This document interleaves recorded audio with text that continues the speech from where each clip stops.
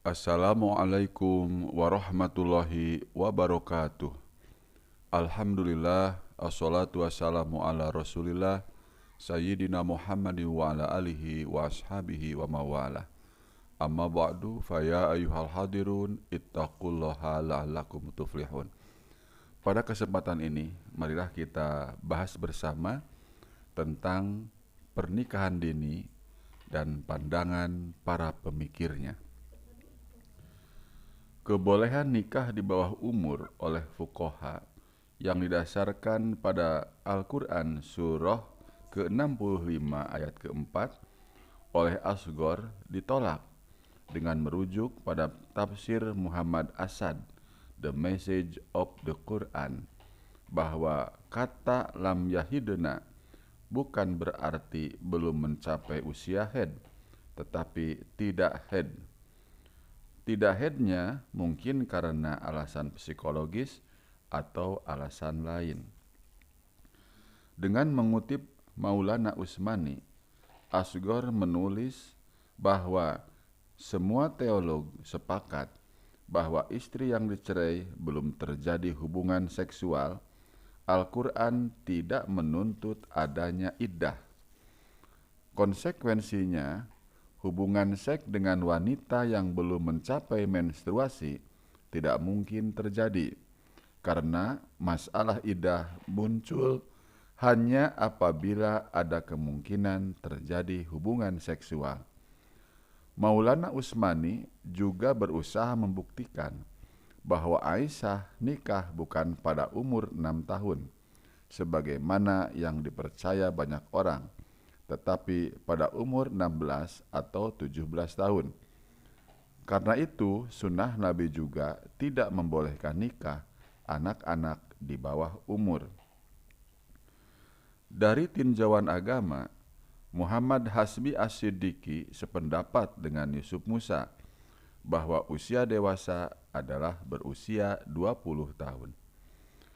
Menurut Muhammad Idris Ramulyo, umur ideal kawin adalah 18 tahun bagi perempuan dan 25 tahun bagi laki-laki. Namun demikian, usia ini belum mutlak, masih tergantung pada keadaan dan kondisi fisik dan psikis para calon mempelai. Masih dari tinjauan hukum Islam, tinjauan subjek hukum Islam, mukallaf atau maf'ul alaih, bahwa manusia sebagai subjek hukum mempunyai dua kecakapan hukum atau al-ahliyah. Pertama, menerima hak dan kewajiban yang disebut dengan al-ahliyah al-wujub. Kedua, bertindak hukum yang disebut al-ahliyah al-ada. Manusia sebagai subjek hukum apabila dihubungkan dengan posisi atau statusnya sebagai penerima hak dan kewajiban, yaitu ahliyah al-wujub, ada dua macam.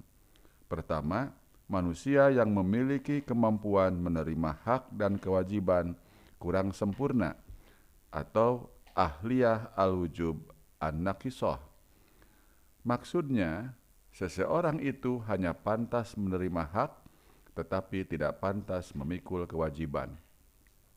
Contoh jenis ini adalah janin dalam kandungan, hanya berhak mendapatkan warisan, wasiat atau wakaf.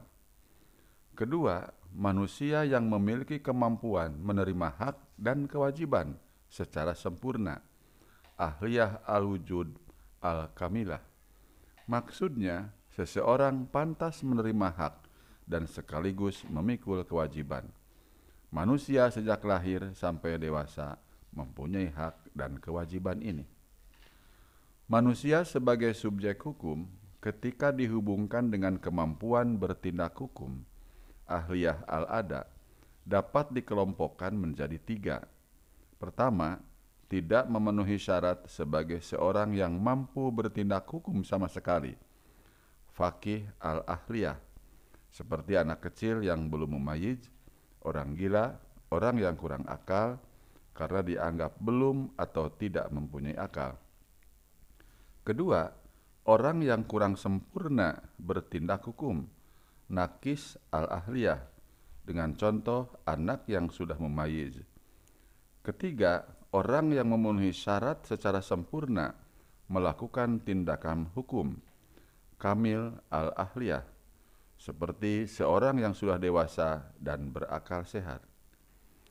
Dari tinjauan kesehatan, hasil penelitian menunjukkan bahwa penyakit kanker serviks atau kanker leher rahim merupakan kanker yang paling berbahaya kedua bagi perempuan setelah kanker payudara.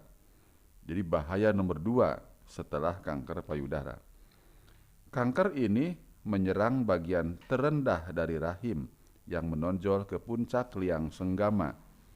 Salah satu faktor penyebab kanker serviks adalah aktivitas seksual usia dini, sebab perempuan muda mempunyai kondisi leher rahim belum matang. Kematangan di sini bukan dihitung dari datangnya menstruasi, tetapi kematangan sel-sel mukosa yang terdapat dalam selaput kulit.